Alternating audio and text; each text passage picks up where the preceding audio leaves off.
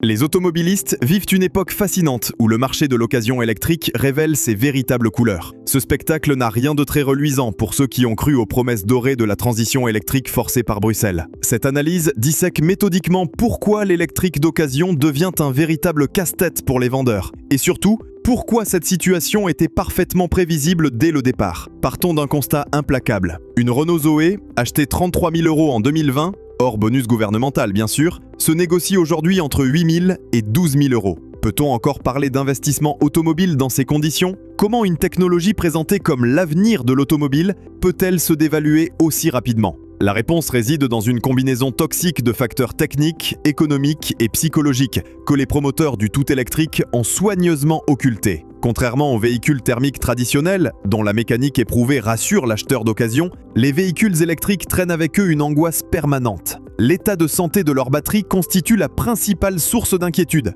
Et c'est là que le bât blesse dramatiquement. Commençons par décortiquer l'architecture technique de ces véhicules. Un véhicule électrique moderne embarque un ou deux moteurs synchrones ou asynchrones, développant entre 80 et 300 kW selon les modèles, couplés à un réducteur monovitesse et un ensemble onduleur-convertisseur DC-AC. Sur le papier, cette simplicité mécanique désarmante contraste avec un bon vieux moteur thermique et ses centaines de pièces mobiles. Mais voilà, la réalité du terrain révèle une toute autre vérité. Les véritables talons d'Achille ne se situent pas dans les moteurs électriques eux-mêmes, remarquablement fiables, mais dans toute l'électronique de puissance qui les entoure. Prenons l'exemple concret des Peugeot 208 électriques et 2008 électriques de première génération commercialisés entre 2019 et 2022. Ces modèles souffrent d'un défaut chronique du chargeur embarqué, qui refuse purement et simplement de fonctionner. Comment expliquer aux consommateurs qu'une voiture neuve refuse de se recharger ? Le résultat est implacable. Impossible de recharger le véhicule à domicile. Le propriétaire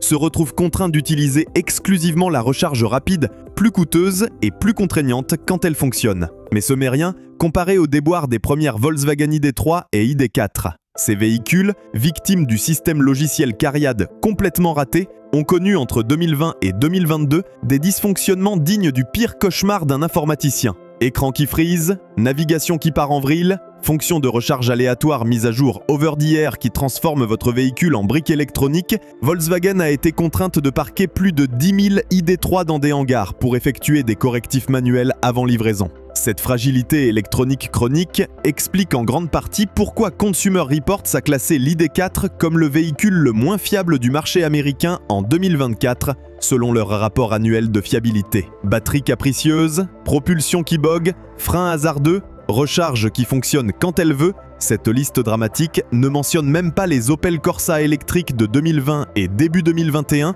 avec leurs problèmes de réchauffeur et de moteur de traction. Maintenant, penchons-nous sur la question cruciale des batteries. Les constructeurs nous promettent des chimies révolutionnaires, NMC, NCA et plus récemment LFP pour une meilleure endurance théorique. La Renault Zoe évolue de 22 à 52 kWh. Les Volkswagen ID oscillent entre 58 et 77 kWh. Les Tesla Model 3 proposent de 55 à 82 kWh selon les versions. Ces chiffres impressionnants masquent une réalité beaucoup plus prosaïque et décevante.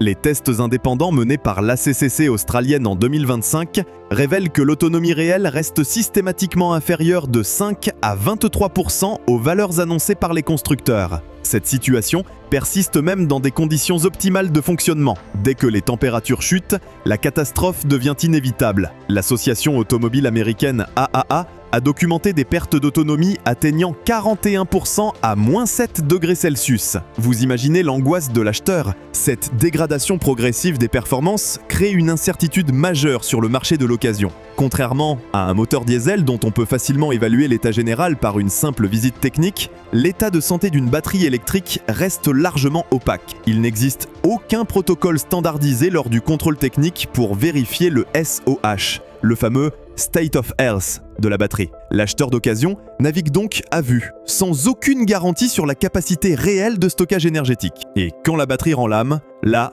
c'est le drame financier assuré. Les remplacements oscillent entre 8 000 et 18 000 € selon la capacité et la marque, d'après les investigations menées par Autoplus et Caradisiac auprès des réseaux officiels. Qui accepterait de payer plus cher la réparation que la valeur du véhicule ? Pour une Zoe de 2018 qui vaut 10 000 € sur le marché, changer la batterie revient à doubler sa valeur marchande. aucun propriétaire sensé n'acceptera une telle opération financièrement suicidaire. Cette situation dramatique s'aggrave encore avec l'évolution technologique effrénée. Les premières générations de véhicules électriques, commercialisées entre 2017 et 2021, apparaissent déjà obsolètes face aux nouveautés technologiques. Les systèmes de recharge rapide plafonnent à 50-70 kW sur les anciens modèles, quand les nouveaux acceptent 150-250 kW.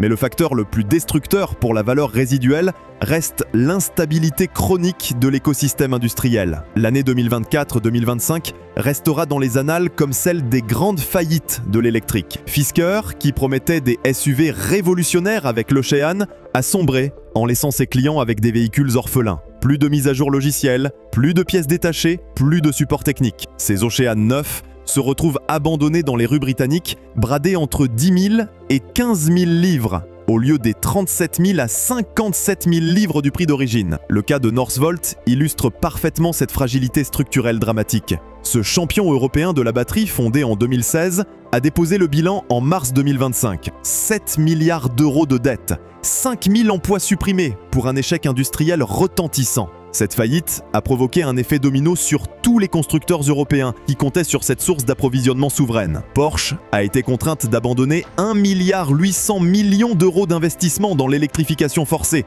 Qui peut garantir qu'un constructeur de véhicules électriques sera encore présent dans 5 ans pour assurer le service après-vente ? Cette incertitude explique en partie pourquoi seulement 9% des Français envisagent l'achat d'un véhicule électrique, selon l'étude Deloitte Automotive Consumer Insights 2025. Les professionnels de l'automobile confirment cette tendance inquiétante. Les délais de vente s'allongent considérablement, les négociations deviennent de plus en plus agressives et les prix s'effondrent sous la pression de l'offre pléthorique. Tesla, qui était censé tirer le marché vers le haut, contribue paradoxalement à cette spirale baissière. Les ventes européennes du constructeur américain ont chuté de 45% en janvier 2025, avec des effondrements spectaculaires. Moins 59% en Allemagne, moins 63% en France, moins 75% en Espagne. L'arrivée massive des véhicules d'ex-flotte aggrave encore dramatiquement la situation. Les entreprises, dopées par la fiscalité avantageuse de l'éco-score et les exonérations de TVE,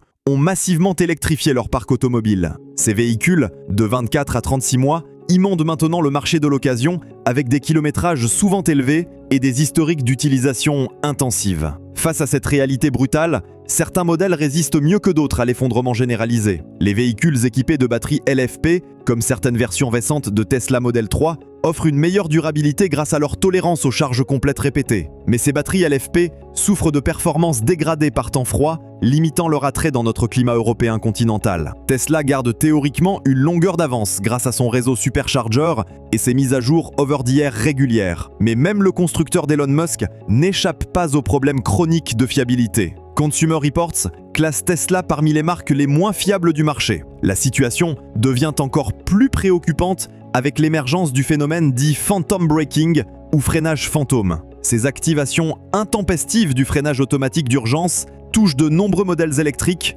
créant des situations dangereuses sur autoroute. Plus de 300 signalements officiels auprès de l'UTAC en France en 2024-2025, l'aspect financier reste un frein majeur à l'adoption de l'électrique d'occasion. Les assureurs ont augmenté leurs tarifs de 20 à 30% par rapport aux véhicules thermiques équivalents, selon les données officielles de France Assureurs. L'harmonisation de la TVA sur l'électricité à 20% depuis le 1er août 2025 rogne sérieusement l'avantage de la recharge domestique. Sur les autoroutes, les tarifs de recharge rapide peuvent désormais dépasser largement le coût d'un plein d'essence, selon les barèmes pratiqués par Ionity ou Total Energy. Cette situation de marché particulièrement tendue profite paradoxalement aux amateurs de bonnes affaires technologiques. Un acheteur averti peut aujourd'hui acquérir une Tesla Model 3 de 2021 pour moins de 25 000 €, soit une décote spectaculaire de 30 à 50% par rapport au prix neuf d'origine. Mais cette opportunité financière apparente s'accompagne de risques considérables qu'il convient de mesurer précisément. L'infrastructure de recharge supposée se développer rapidement montre aussi ses limites structurelles préoccupantes. Jusqu'à 20% des bornes publiques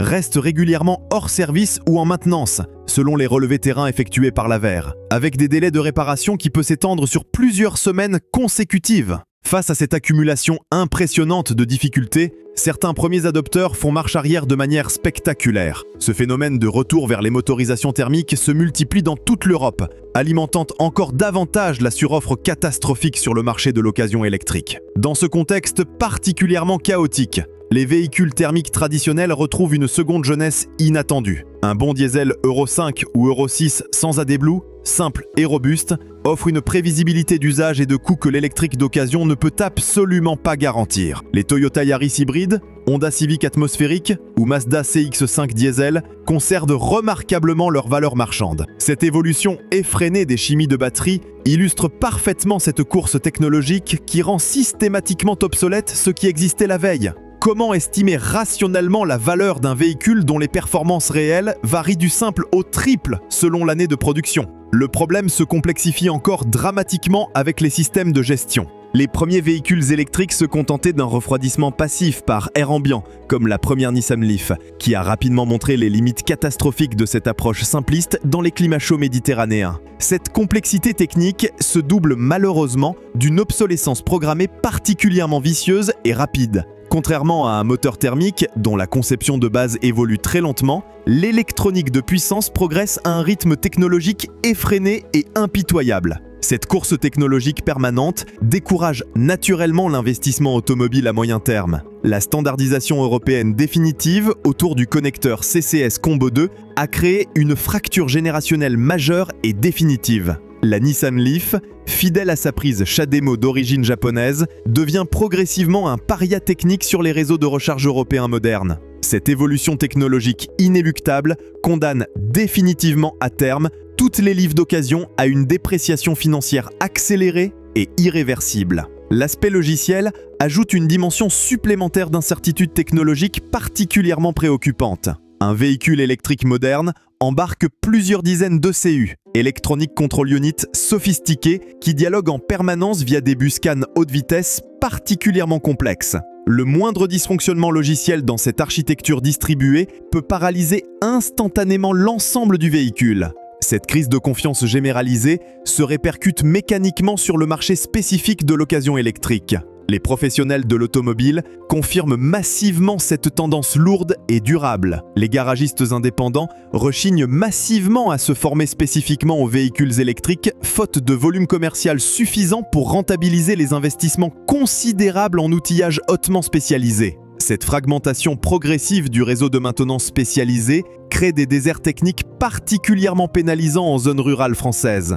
Paris et sa région concentrent massivement l'essentiel des transactions électriques d'occasion, bénéficiant d'un réseau de recharge particulièrement dense. A l'inverse, les départements ruraux affichent des parts de marché électriques absolument dérisoires. L'évolution sociologique des mentalités joue également un rôle absolument crucial dans cette désaffection progressive et durable. La génération des baby-boomers, majoritaire sur le marché traditionnel de l'occasion, a grandi naturellement avec la culture de la mécanique automobile, réparable localement. L'opacité technique fondamentale des véhicules électriques modernes heurte frontalement cette culture automobile traditionnelle. Cette situation génère un cercle vicieux particulièrement dommageable pour l'ensemble de l'industrie électrique européenne. L'absence structurelle de marché d'occasion suffisamment liquide complique dramatiquement le renouvellement naturel du parc automobile. Les propriétaires de première génération électrique peinent massivement à revendre leurs véhicules. Face à ces constats techniques et commerciaux implacables, certains constructeurs automobiles européens commencent discrètement mais fermement à revoir leurs stratégies industrielles initiales. BMW annonce désormais officiellement qu'elle n'abandonnera jamais complètement les motorisations thermiques éprouvées. Porsche repousse significativement ses objectifs d'électrification totale. L'avenir prévisible du marché électrique d'occasion semble donc structurellement compromis pour les années à venir selon toutes les analyses sectorielles disponibles. La poursuite inéluctable de la pression baissière sur les prix de vente paraît techniquement et économiquement inévitable, alimentée simultanément par l'arrêt progressif des aides gouvernementales, l'arrivée massive d'ex-flottes professionnelles et la concurrence chinoise agressive. Pour l'acheteur français moyen, en particulier celui qui habite géographiquement en zone rurale ou périurbaine, l'électrique d'occasion représente aujourd'hui beaucoup plus un piège financier qu'une réelle opportunité d'achat rationnel. Entre l'angoisse permanente de l'autonomie réelle, les coûts cachés substantiels de l'assurance et de l'entretien spécialisé, l'incertitude fondamentale sur l'état réel de santé de la batterie et l'instabilité chronique de l'écosystème industriel global, les arguments rationnels manquent cruellement. L'automobile reste fondamentalement, avant tout, un outil de liberté individuelle et de mobilité géographique. Cette liberté de mouvement implique nécessairement la prévisibilité raisonnable des coûts d'usage, la fiabilité technique du service quotidien et l'autonomie d'utilisation sans contrainte majeure. Il faudra probablement attendre patiemment une nouvelle génération révolutionnaire de batteries, une stabilisation durable de l'écosystème industriel européen et une maturité technique bien supérieure pour que cette situation évolue enfin favorablement. En attendant cette hypothétique révolution technologique, les motorisations thermiques conservent durablement leurs avantages pratiques décisifs pour l'immense majorité des automobilistes français.